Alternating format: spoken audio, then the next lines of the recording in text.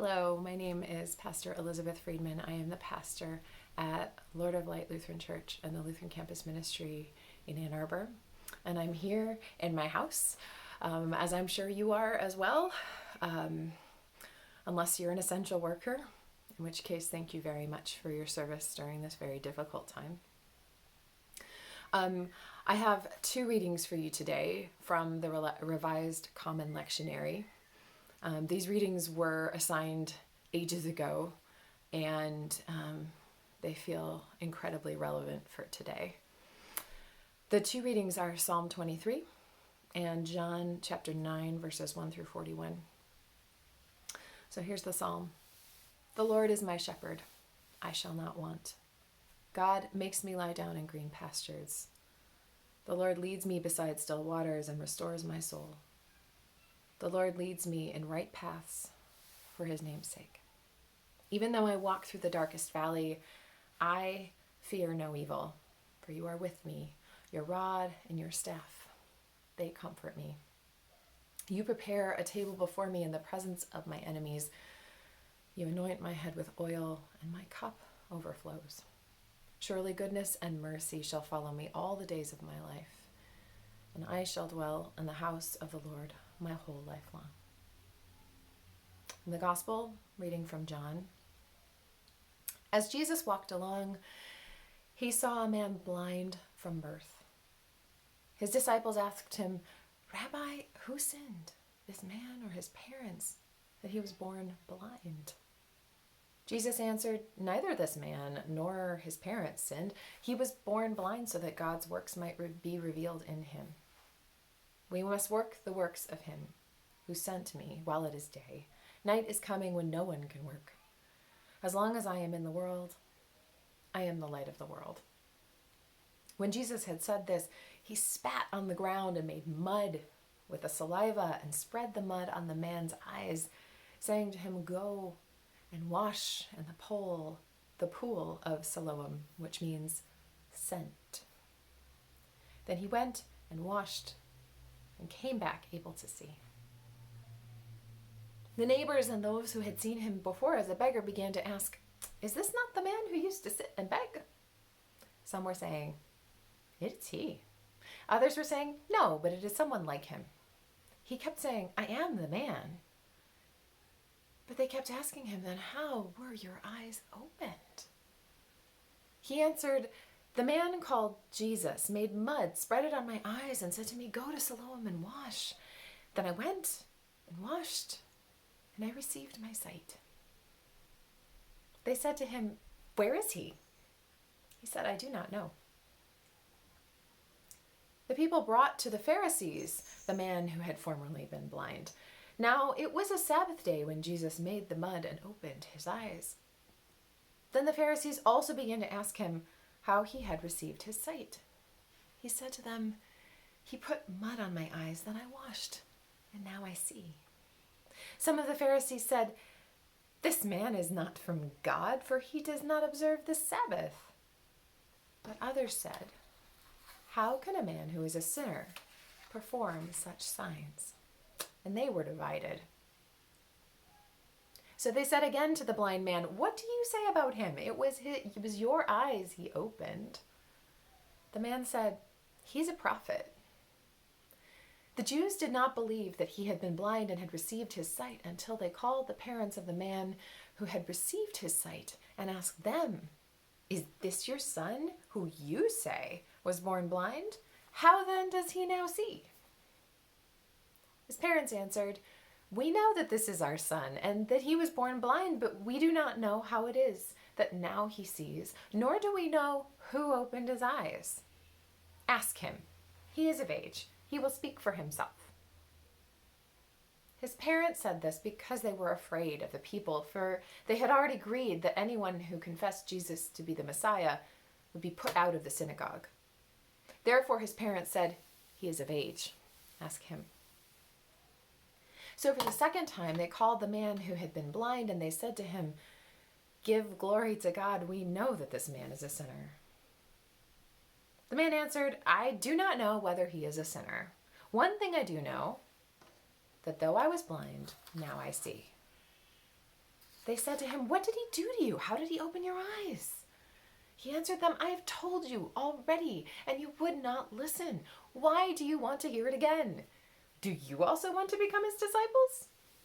Then they reviled him, saying, "You are his disciple, but we are disciples of Moses. We know that God has spoken to Moses, but as for this man, we do not know where he comes from." The man answered, "Here is an astonishing thing. You do not know where he comes from, and yet he opened my eyes. We know that God does not listen to sinners, but he does listen to one who worships him and obeys his will. Never since the world began has it been heard that anyone opened the eyes of a person born blind. If this man were not from God, he could do nothing." They answered him, "You were born entirely in sins, and are you trying to teach us?" And they drove him out. Jesus heard that they had driven him out. And when he found him, he said, "Do you believe in the Son of Man?" He answered, "And who is he, sir? Tell me, so that I may believe in him."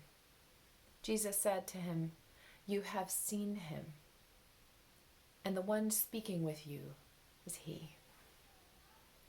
The man said, "Lord, I believe," and he worshipped him.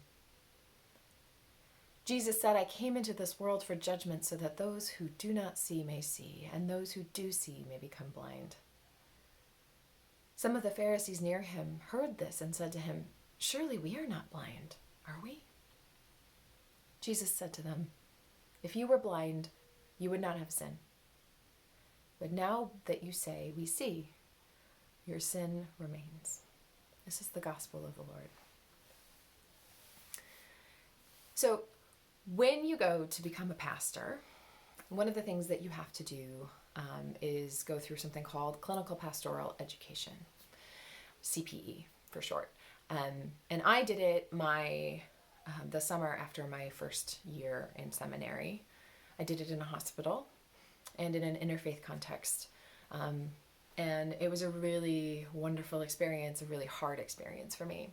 One of the reasons that you do CPE is so that you get a lot of practice listening to people and processing the times that you talk to them and that they talk to you more like that. And the other reason is to start to dismantle all the harmful theology that we've been fed over the course of our lives.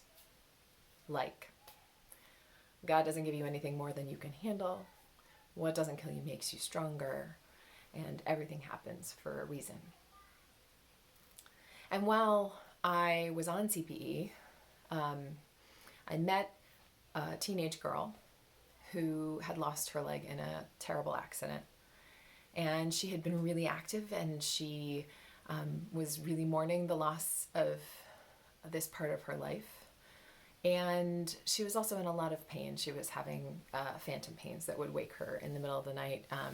Her brain was telling her that her leg was still there, and so she was experiencing this excruciating pain.